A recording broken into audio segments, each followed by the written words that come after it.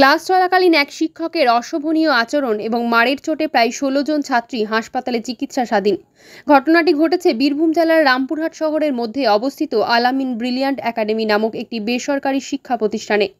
অভিযোগ, শিক্ষক খুরশেদ আলমের মার ধরে গুরুতর অসুস্থ হয়ে পড়েছে প্রায় ১৫ থেকে ২০ জন ছাত্রী। ঘটনার পরিপ্রেক্ষিতে এলাকায় চাঞ্চল্য সৃষ্টি হয়। ইতিমধ্যেই অভিযুক্ত শিক্ষককে পুলিশ আটক করেছে। প্রতিষ্ঠানের একাধিক ছাত্রী জানিয়েছে, তারা দীর্ঘদিন ধরে অভিযুক্ত শিক্ষক খুরশেদ আলমের পড়ানোর পদ্ধতি ও ব্যবহার নিয়ে অসন্তোষ প্রকাশ করছিল। এমনকি বিষয়টি তারা বিদ্যালয়ের প্রধান শিক্ষকের কাছে লিখিতভাবেও জানায়। এরপরে বৃহস্পতিবার সকালে ক্লাস চলাকালীন অবস্থায় শিক্ষক খুরশেদ আলম রীতিমতো রেগে গিয়ে একে একে ছাত্রীদের মারধর করতে থাকেন। এরূপ শারীরিক ও মানসিক নির্যাতনের জেরে প্রায় ১৫ থেকে ২০ জন ছাত্রী অসুস্থ হয়ে পড়ে। শারীরিক অবস্থার অবনতি হওয়ায় তড়িঘড়ি ছাত্রীদের রামপুরহাট মেডিকেল কলেজ ও হাসপাতালে ভর্তি করা হয়। হাসপাতাল সূত্রে জানা গেছে, কয়েকজন ছাত্রী আঘাতজনিত ট্রমার শিকার হয়েছে এবং চিকিৎসাধীন রয়েছে। অভিভাবকদের অভিযোগ, প্রতিষ্ঠান কর্তৃপক্ষ দীর্ঘদিন ধরেই উক্ত শিক্ষকের আচরণ সম্পর্কে অবগত ছিলেন, তথাপি আগাম কোনো ব্যবস্থা না নেওয়ায় এই পরিস্থিতি। অসুস্থ ছাত্রীদের পরিবার পরিজন সহ স্থানীয় বাসিন্দারা উক্ত ঘটনার জেরে ক্ষোভে ফেটে পড়েন।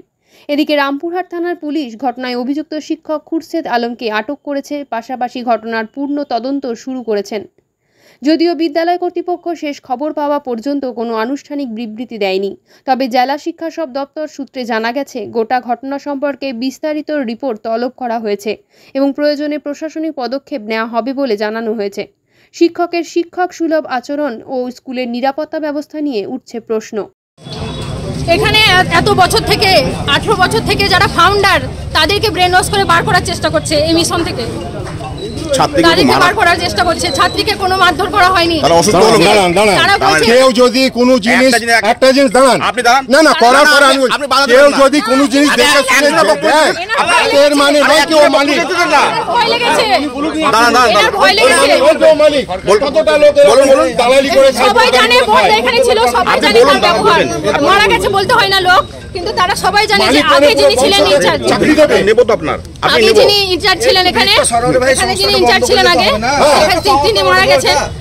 এখন আইসাপা আর তার বর প্রি প্ল্যান করে আমার আব্বু মাকে ক্লাস থেকে বার করার চেষ্টা করছে, চাইছে যে মিশন থেকে চলে যাক। আগে আমি 2 বছর আগে এই মিশনে ক্লাস মানে অফিসে কাজ করতাম। আমার বিয়ে হয়ে যাওয়ার পর আমি আর কাজ করি না, এমনিতেও আমার পড়াশোনার চাপে আমি কাজ ছেড়ে দিয়েছি, এখানে করি না। অথচ এখন চাইছে কি আমার আব্বু মাকেও এখান থেকে বার করে দিই। মেয়েদেরকে ব্রেন ওয়াশ করে ঠিক করেছে যে তোমরা ক্লাস করতে এলে ক্লাসের দরজা ধরে দাঁড়িয়ে যাবে। মেয়েগুলো অসুস্থ হলো কেন? এবার কি করা হয়েছে, অসুস্থ এমনি করে এরকম করে মেয়েদেরকে অত্যাচার করা হলো।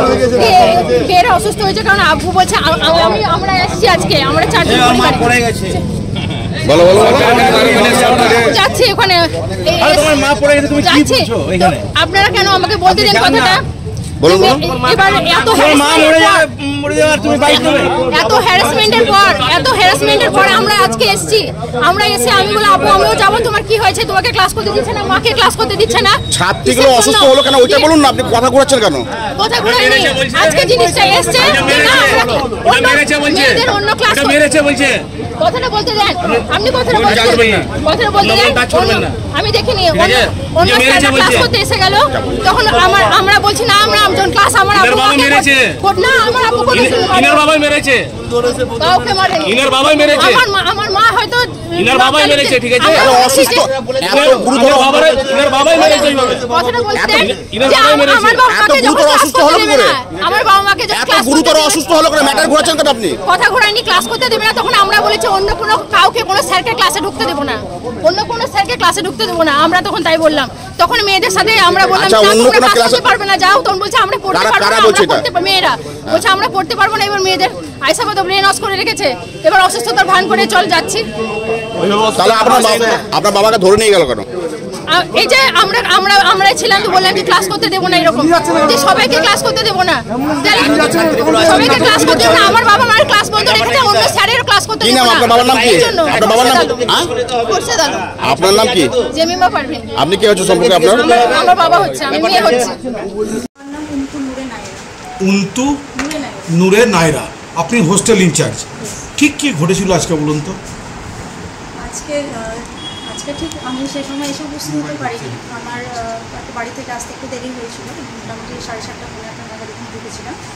তো এসে দেখি যে এখানে একজন শিক্ষক আছেন শ্রদ্ধেয় জ্ঞানী স্যার, ওনার ক্লাস মেয়েরা পছন্দ করেন না বলে মেয়েরা বলেছিল আমরা ক্লাস করবো না, ওই নিয়ে একটু ক্যাওয়াজ হয়েছে। এটা টোটালি মিশনের ইন্টারনাল ব্যাপার, এর থেকে আমি মারধর তো হয়েছে বাচ্চাদেরকে বলছে ওরা, একটু ক্যাওয়াজ হয়েছে সত্যি, একটু ক্যাওয়াজটা হয়েছে। ক্যাওয়াজ আর মারধরের মধ্যে পার্থক্য আছে তো? মারধর না ক্যাওয়াজ কোনটা হয়েছে আপনি বলুন? ক্যাওয়াজ হয়েছে, এবার হয়তো একটু হাত উঠাউটি এটা হয়েছে। আমি কিন্তু ওখানে প্রত্যক্ষদর্শী ছিলাম না, আমি একটু হোস্টেলের দিকে ছিলাম, আমি একাডেমিক বিল্ডিংয়ের দিকে সেভাবে ছিলাম না। আচ্ছা, খুরশেদ আলম কি পদে রয়েছেন এখানকার? উনি একজন বায়োলজি টিচার এখানে, অতিথি শিক্ষক। হ্যাঁ, আমি এসে থেকে দেখছি উনি শিক্ষক একজন। মানে উনি তো অন্য এক জায়গায় চাকরি করেন? আমি ওনার পার্সোনাল ব্যাপার জানেন না। কতজন বাচ্চা অসুস্থ হয়েছে?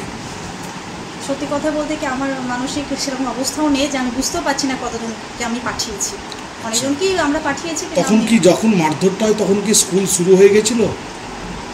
না, আমি আর কিছু বলতে পারছি না। আমি এইটুকুটাই জানি মারধরের কারণ, আমি সত্যি কথা বলতে কি এটাই জানি যে ওনার ক্লাস মেয়েরা নাকি পছন্দ করে না, তাই ওরা একটা কমপ্লেন জানিয়েছিল আমরা ক্লাস করবো না, এখন উনি ক্লাস নিতে চান। আমার কাছে এটুকুটাই জানা আছে। এবং এটা ওনার ওপরের সঙ্গে হয়তো ম্যানেজমেন্টের সাথে হয়তো ওনার কিছু একটা প্রবলেম আছে, আমি আর কিছু জানি না। মেয়েরা ঠিক কি অভিযোগ জানিয়েছিল?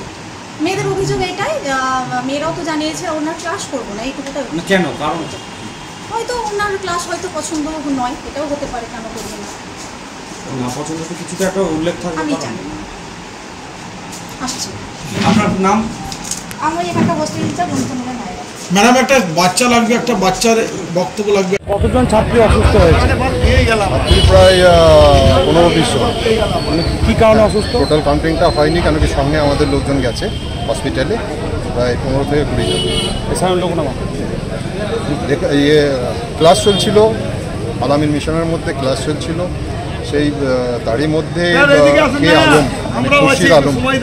খুরশিদ আলম উনি এসে এখানে ঝামেলা করে, ক্লাস হতে দেবো না, হ্যান না ত্যান না এরকমভাবে নিয়ে তারপরে মেয়ে ছেলেদের উপরে অত্যাচার করে, চুল ফুল ধরে বা মাথা ধরে, এগুলো যখনই আমরা দেখলাম এগুলো একবারে অনুচিত।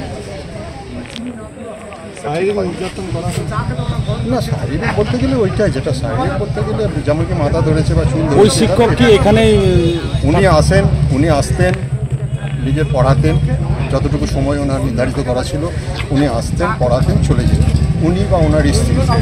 কিন্তু পড়াশোনা যদি ঠিক না হয়ে থেকে থাকে, সেখানে ছাত্রীরা একটুখানি অবজেক্ট করে থেকে থাকে, যেটা করে সেটা আমাদের অফিসে করে, অফিসের মধ্যে এখানে আমি। কিন্তু উনি চাইছেন একটা এখানকার হত্যা হয় বা আমাদের একটা ম্যানেজমেন্ট অফিসার করা হোক। আমরা তো ভিতরের ইন্টারনাল তো আমরা জানতে পারিনি, আমরা বাইরে এখানে আমাদের একটা রক্তদান শিবির হবে, তার জন্য আমরা প্রস্তুতি করছিলাম। একটু চেঁচামেচি হচ্ছে, দেখলাম কিছু মেয়ে অসুস্থ হয়েছে, নিয়ে যাচ্ছে, আমরা সঙ্গে সঙ্গে এলাম।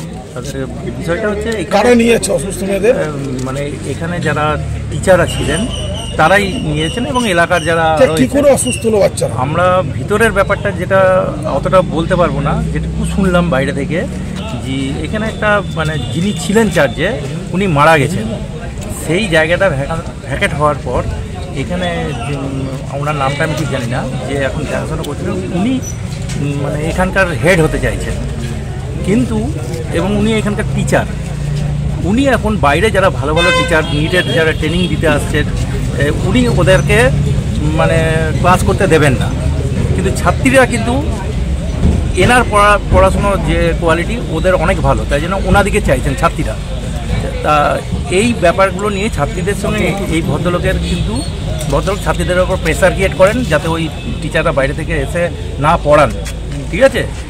ছাত্রীরা সেটা মেনে নিতে পারেননি, তার জন্য এনারা ছাত্রীদের ওপর মানে বিভিন্ন অকথ্য ভাষায় গালিগালাজ এবং এনাদেরকে এমনকি চুল ধরে টানা, বোতল ছুঁড়ে মারা এবং এনাদেরকে ভয় দেখানো। শোনা কথা আমরা শুনেছি যেটা ভয় দেখাচ্ছে।